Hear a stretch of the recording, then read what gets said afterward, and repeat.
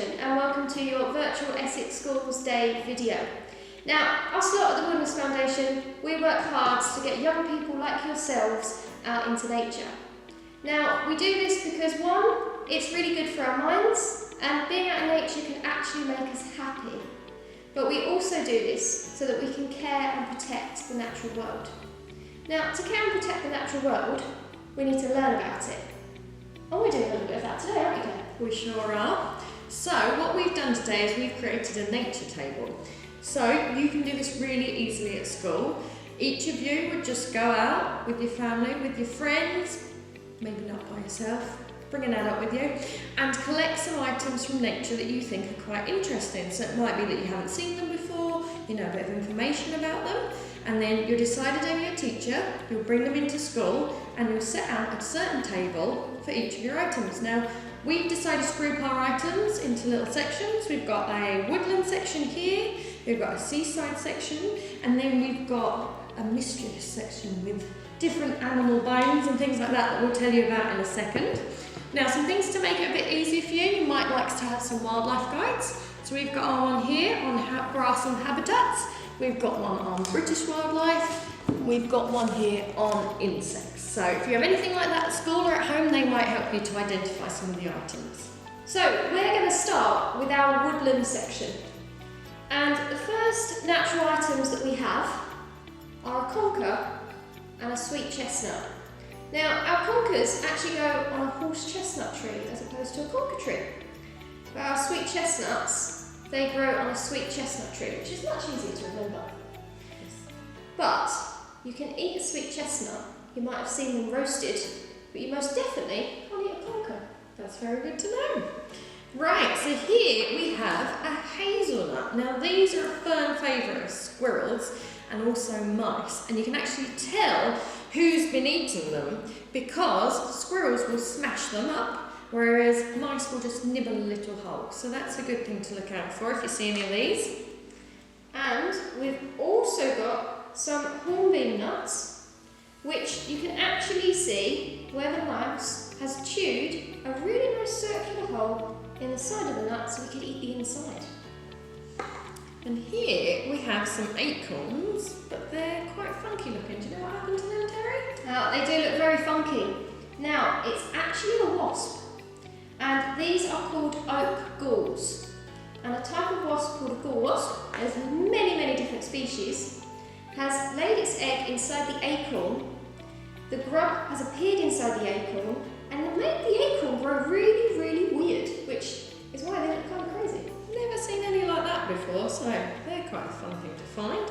And these are catkins from an alder tree, and a really interesting thing about alder is that natural forest that will follow water. So if you're ever lost, you're looking for a stream, you can follow the alders. I think next we'll go to our seaside section of our table. Super. So here's a piece of wood.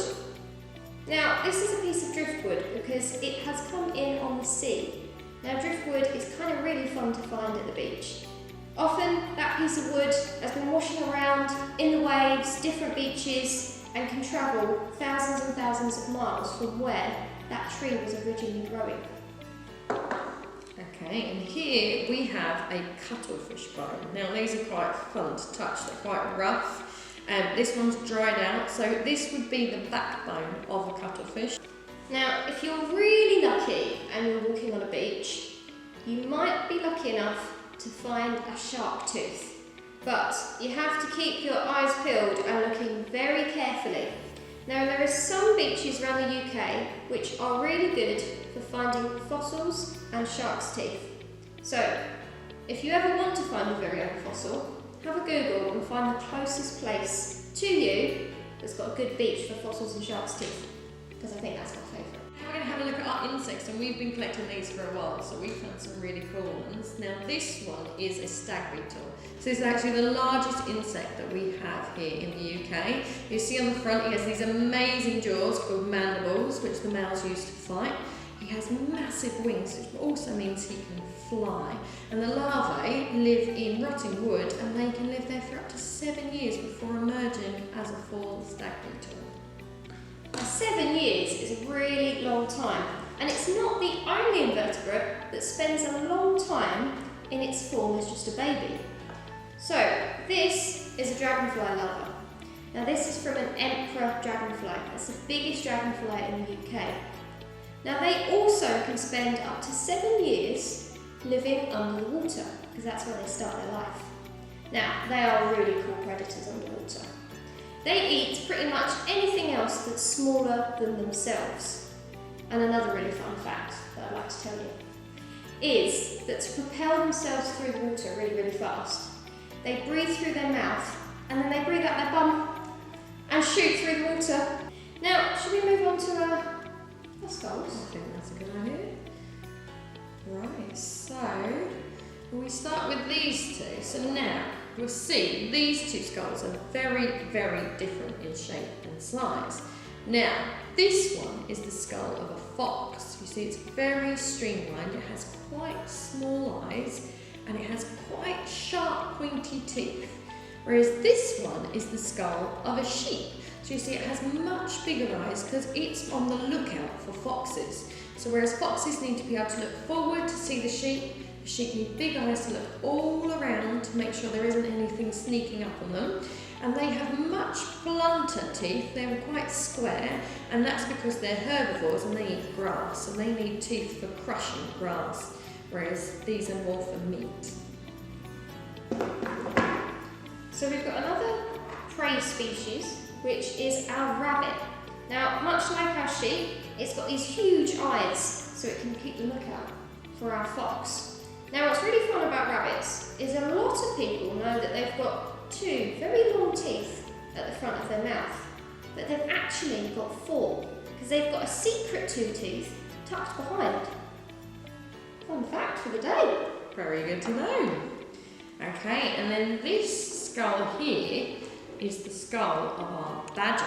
So this is one of the only skulls where the jaw remains attached even after they've died. You see their teeth are quite different again. They still have some quite sharp teeth, and on the bottom they would have some flatter teeth, and that's because they're omnivores. So they eat both meat and vegetation, so they need a mixture of teeth to be able to do that.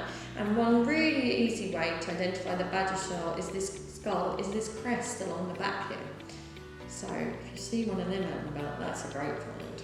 You'll be really lucky if you find one of them. Please let us know if you do. There we go. Now that is the end of our selection of natural items that we've been finding. And now it's over to you guys to find your very own natural items and make a nature table just like we have.